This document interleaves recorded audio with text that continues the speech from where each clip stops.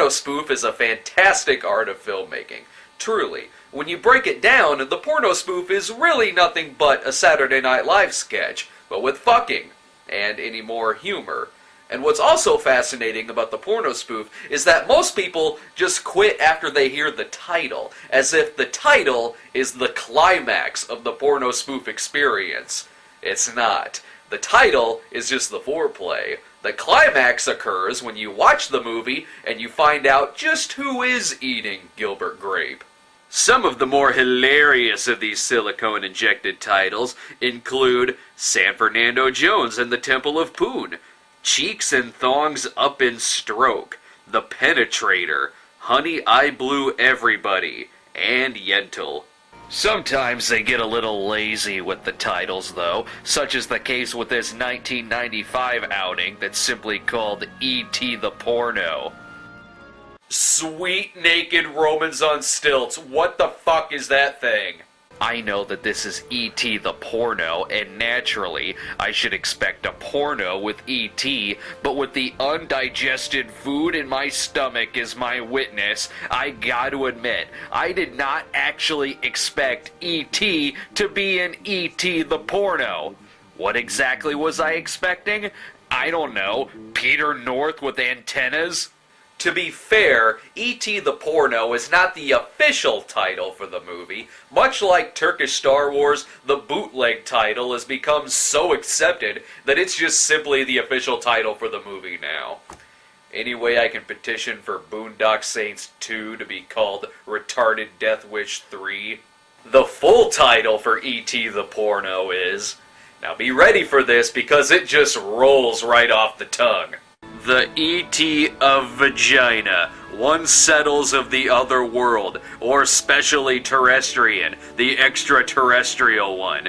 That's even too fucking long for a tagline. Is that their longest way of saying this movie has both aliens and vagina? That's right up there with Dr. Buttlove, or How I Learned to Stop Clenching and Love the Plug. And I just came up with that off the top of my head. At least this movie proves that not only have they made a porno out of everything, but they can make a porno out of everything. In this movie, E.T. is from the planet Uterus. Oh yeah, because there's no actual planets in our solar system that sound even remotely sexual.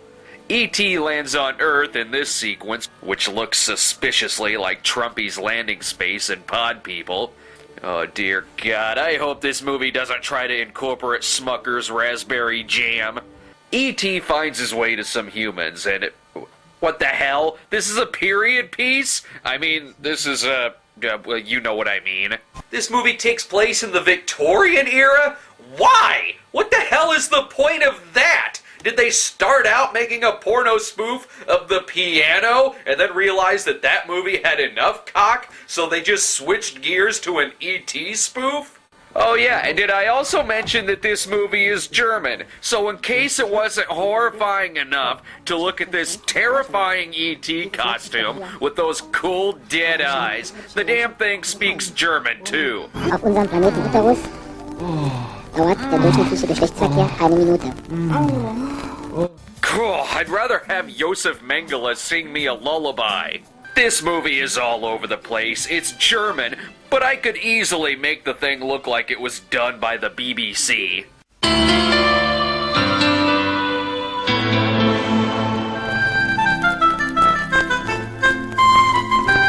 Jetzt werden wir noch ein bisschen von unserem wohltuenden Getränk zu uns nehmen, bevor wir in die Stadt schreiten und ein bisschen zu den Geschäften schlendern. Bitte, schenken mir ein. I didn't add those subtitles. They really are talking about tea in this movie. The subtitles are hard-coded in, so I can't really add my own. But I can add my own captions.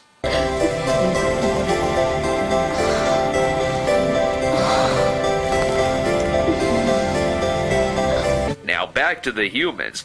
Holy shit, fucking Costas Mandalore? This is what he did between Fist of the North Star and the Saw series? What the hell? So these German Victorians fuck left and right, and when they aren't fucking, they're masturbating. But regardless, E.T. stands in the doorway and watches. Oh, did I mention that E.T.'s a woman in this? E.T.'s got a vagina. And tits. And other things I can't show on here. I guess that's why IMDb lists an alternate title as E.T. the Vagina. And here I thought they called it that just in case the movie depicted E.T. as a giant pussy. And, well, I guess it still kinda does. This is fucking gross! Are the Germans trying to make scat porn their most dignified entry into the porn subgenres? Ugh, ich mag ran von auf ein Vulkanes lieber sehen. You gotta hand it to them, though. They did put their whole heart into designing the E.T. mask with its hypnotic eyes that have no movement. It's like they took their whole time on the eyes of the mask that they forgot to put holes in it for the eyes of the actress. Look at this. She has no idea where she's walking. Also, it seems like they skimped out on the rest of the costume. That's just a fucking long-sleeve t-shirt and a pair of bell-bottoms that they ran through the sewer. E.T. explains to the humans that she has come to Earth in order to pick up on their customs. And what could those possibly be? Well, I'll tell you this much. It isn't fixing the cable or delivering a pizza. The Victorians teach E.T. all about sex by fucking her.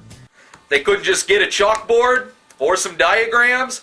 They have to actually fuck her? Also, how is it that this alien doesn't know about sex? How else do they reproduce on their planet? Asexually? Well, they clearly either have male or female sex organs, so for all these Victorians know, they're fucking a retarded alien.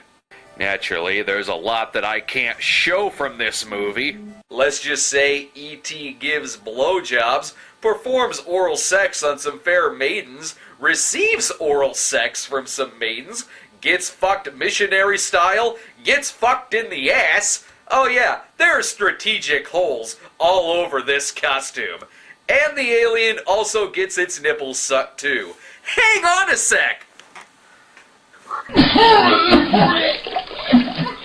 Blah. And throughout all of this, they find enough room for Oliver Hardy. Now, why is he in this movie? I guess it's not as embarrassing as the all-new Adventures of Laurel and Hardy, and for that matter, it's not even E.T.'s most embarrassing screen presence, given his cameo in The Phantom Menace. Also, E.T. teaches some pickup lines in this movie that, I have to admit, I haven't tried yet. Hab keine Angst. Ich tue dir nichts. Ich bin von den anderen Staaten zu dir gekommen, die Sexualität zu lernen. Komm zu mir. Hab keine Angst. Ich möchte doch nur an deine Brüste fahren, zu spüren, wie es sich anfühlt. You may be asking, is there any just real fucking in this movie? You know, the kind that would actually turn someone on? Yeah, here and there, like this scene. This, by the way, is the whole scene. Even in the real Victorian ages, they showed more skin in their erotica than this. At least it lets my mind drift away on some classic Monty Python. Oh Gott! Was sehen wir in den letzten Augen? Aren't you going to say, what's all this then? Oh, right. What's all this then? Eventually, E.T. has learned enough about fucking from the Germans in order to go back to her home planet. Easy, you can make it down those steps. Easy does it, one step at a time. There you go. Oh, bravo. The one time that they reference anything from the actual E.T. movie, and it's just the goodbye scene. Well, I guess you could say that this whole movie is just one big reference to the penis breath line from E.T. Of course, it's not like I can't just add in actual sound clips from E.T. Also, just another note here. This movie is 90 minutes long. Yeah, 90 fucking minutes. Do you think that's long enough? It's the most unnecessarily long porno I've seen since Porno Holocaust's 2-hour running time. But at least that movie had the excuse of trying to cram in both the porn and slasher genres. This movie is about a lady in a nasty alien costume fucking people wearing curtains and top hats. Keep it under an hour, that's all I ask. Christ, even the Bigfoot porn kept it at 45 minutes. It's not like the movie has some glorious ending. Everybody climaxes, E.T. leaves, and the credits roll. And with that, you have Uwe Ball's movie adaptation of E.T. for the Atari 2600.